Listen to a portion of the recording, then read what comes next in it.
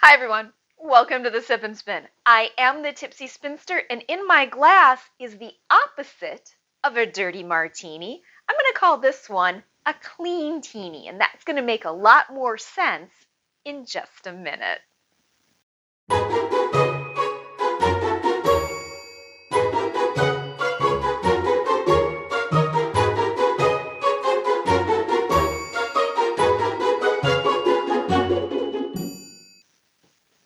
Hi everyone, welcome to the official start of Season 7 on the Sip and Spin. For this season, I am doing one theme for the entire season, and the focus is going to be from fleece to a finished piece of fabric.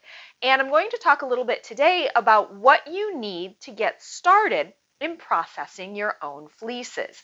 Actually, the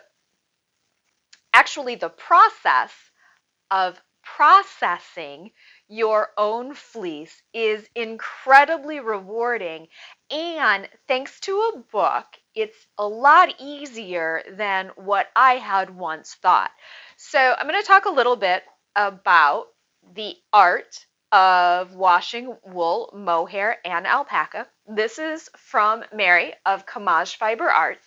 And while you don't have to buy this book, for me, this book was a game changer when it came to washing or scouring fleeces. So there's a couple things that you need to understand. Soap and water will wash away a handful of things, but then you also need a product that's going to remove the lanolin. And Mary talks about that process quite extensively. What I've always used has been Unicorn Power Scour because you don't need a lot of it and it works fast and effectively. So I have been washing wool for a long time.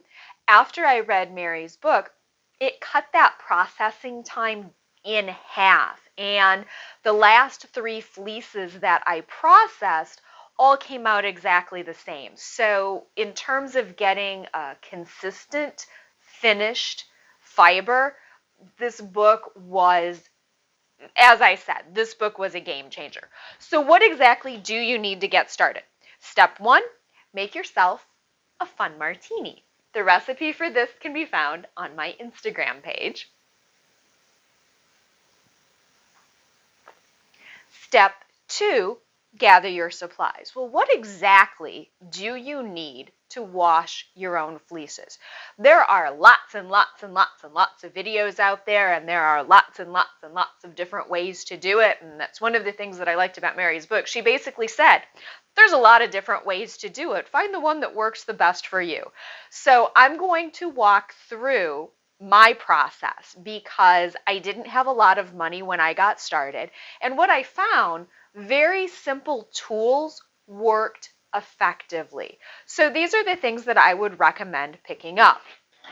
You need some containers, and all of my containers are collapsible, which is really nice. And I found this set on Amazon, and I like it because when I'm not scouring wool, I can flatten them for easy storage.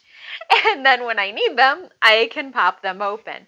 So this is what I do most of my scouring in. So this is my scour bucket.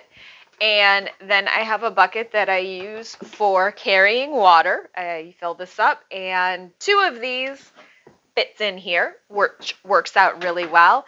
And the big one that I got just kind of, it's one of those things where it's really important to keep your water temperature the same, and I don't have a stock pot, so I don't do any of the scouring on my stove. I do it all outside, and I've been able to maintain the temperature, so I just use the big one and I set it over the top for the length of time that I choose to scour. And Mary's got a really nice flow chart that talks a little bit about how much time you need for fleeces. The last thing that I would recommend getting, and this was just kind of a, oh my gosh, I can't believe I have it. This is the inside of a salad spinner. And if you don't have a wool spinner, a salad spinner does a great job of getting the water out, which is going to shorten your dry time. Now, I actually do have a spin dryer. It is the Panda spin dryer, and I'll be talking a little bit more about that in the next episode where I actually start washing wool. This is nice though because it makes rinsing really easy. And for me, one of the things that I discovered as I was processing wool, it's getting the soap out and making sure the wool is completely clean before I put it in the spin dryer. That was the part that I seemed to be missing. And so that's why I was still getting soap deposits on my fiber. So in just a second, I'm going to talk a little bit about your first fleece and the tools that you need to get started with that first fleece. All right, so how do you pick your first fleece? Go online and do a search for what makes a great first fleece. I'm going to share with you my favorite first fleece, but that doesn't mean that this is the one that you have to go with. There are a lot of great first fleeces. BFL is nice, Rambouillet can be nice, Coopworth can be nice. My personal favorite is Jacob. And the reason why I like Jacob fleeces is because you essentially get 3 different kinds of fiber in one fleece. Jacob sheep are also very small, so you're not going to be scouring 6 to 8 pounds of wool. At most, you might be scouring anywhere between 1 and 3. Jacob is a fine fiber, but it's not merino, so it's not super fine. It doesn't have a high lanolin.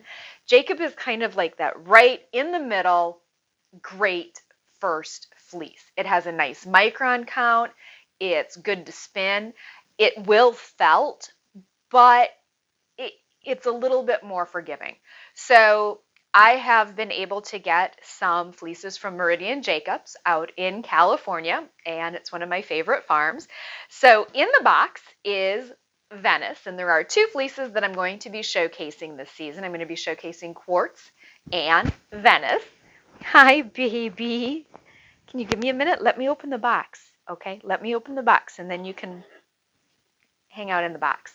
So I'm going to be opening Venice. Can you move over? All right.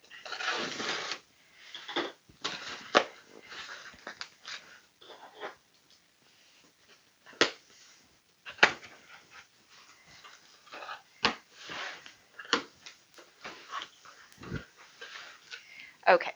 The nice thing about the way Robin packs her fleece is she doesn't vacuum pack them. And the nice thing with that, Zola box. So we have Venice. And the nice thing about the way these are packed is that when we take them out of the bag,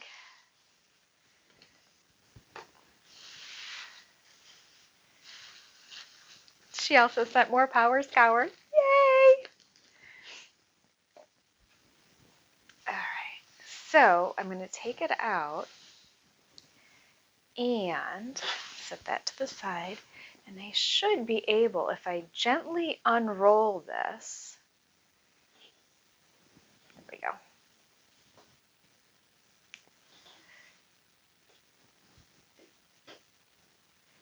Here is the sheep, which is really cool.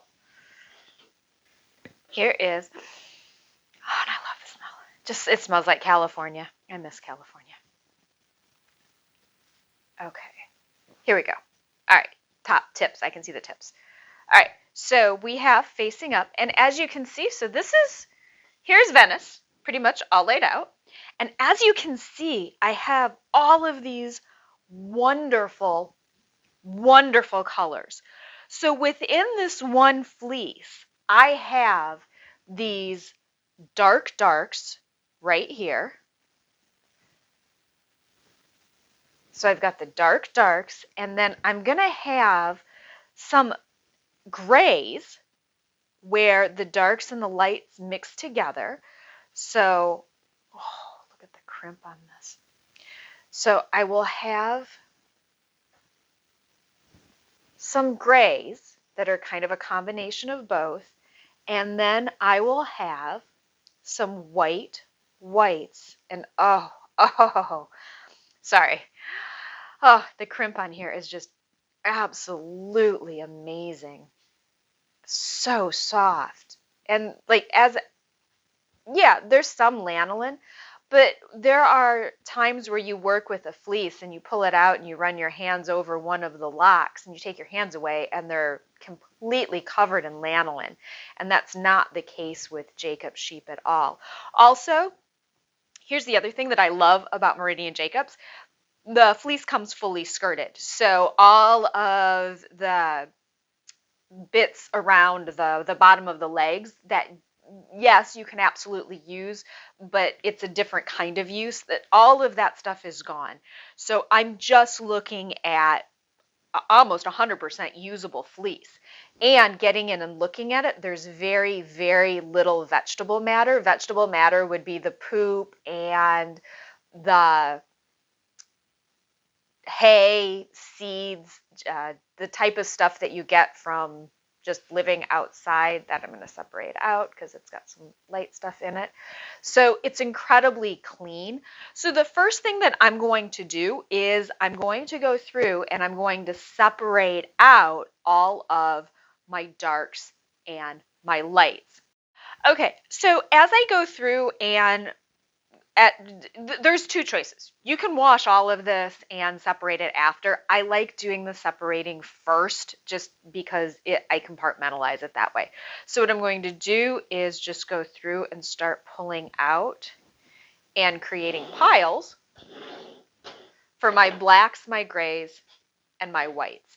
Now, what I can also start doing with this is skirting it a little bit more and preparing it for scouring. And there's a couple ways to do that. As clean as this fleece is, it's not going to require a lot. I'm not going to be keeping my lock structure intact, but I want to make sure that there isn't hidden vegetable matter in anything. So as I go through and pull, one of the other tools, and this is a tool that you can use, I have something to clean it, but I have a flick carder. Flick carders, and this is an Ashford flick carder. Flick carders are really inexpensive. Basically, it's a dog brush. So if you have a dog brush, that would work as well. But if you'll notice, I've got a little bit of bleaching on my tip, and that's perfectly normal. It's not a coated sheep. But I'm going to go ahead and use the flick carder to pull that apart. Once in a while, those tips will pop off. And if you're not careful, they will create neps or little bumps in your roving. This is something that you can do either before you process or before you scour or after. But I've noticed that there are little tiny seeds that seem to be throughout some of this fiber. And one of the fleeces that I scoured, I didn't do this beforehand, and it made carding very, very difficult afterwards. So what I'm doing is I'm just kind of opening the fibers up before I scour them.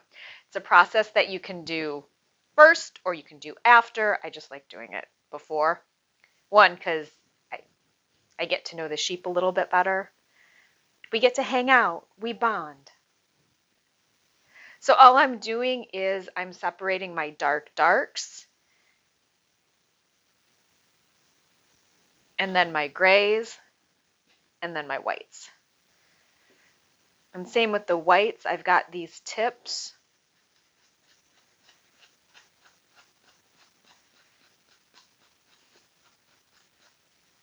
And I'm just going to open the fleece up a little bit.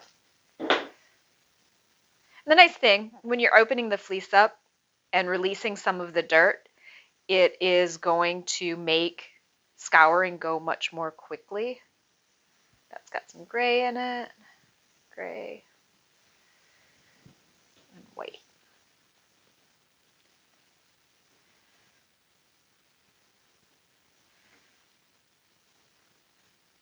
And this is one of my favorite parts. I love doing this.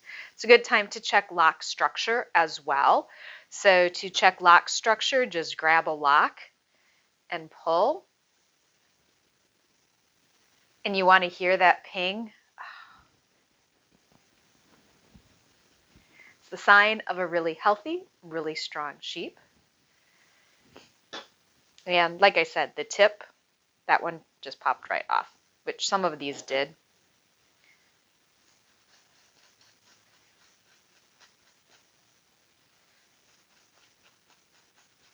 Go. So I am just going to go through and separate out each of these. And then I will do the scouring. So on the next episode, I will have all of this separated out and I will go through the process of scouring. So just very quick recap, if you wanted to skip to the end, this is what you need to process your first fleece. You need a fleece. And then you need some containers to wash the fleece. Collapsible buckets work great. You want basically for every pound of fiber that you're cleaning, you want at least 2 gallons of water. So it's another reason why I separate it out. I'll be doing each of these in sections. So I know that no one color section is going to be bigger than a pound, so the buckets that I have are going to be the perfect size. It's nice to have a strainer or a salad spinner or something to get the rest of the water out before you put it on the drying rack. I'll talk a little bit about drying racks in the next episode. And then you need a product to wash, and that's where I suggested Mary's book from Camaj Fiber Arts. She talks extensively about the best products to use for actually washing your fiber based on the type of fiber that you have. For me, I've always used Unicorn Power Scour. It works great. It gets my whites. Gets my whites. It's like Tide for sheep. It gets my whites and it keeps my blacks black. No, woolite. I guess it would be woolite. It's like woolite for fleeces. So if you have an opportunity to pick up that book when you come back or for the next episode, I'll actually go through the process of washing. But wait, I'm without a drink. Thank you so much for checking in today.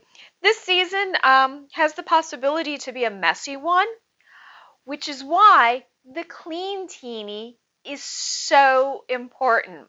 We're starting with a dirty fleece and we're moving to a clean fleece.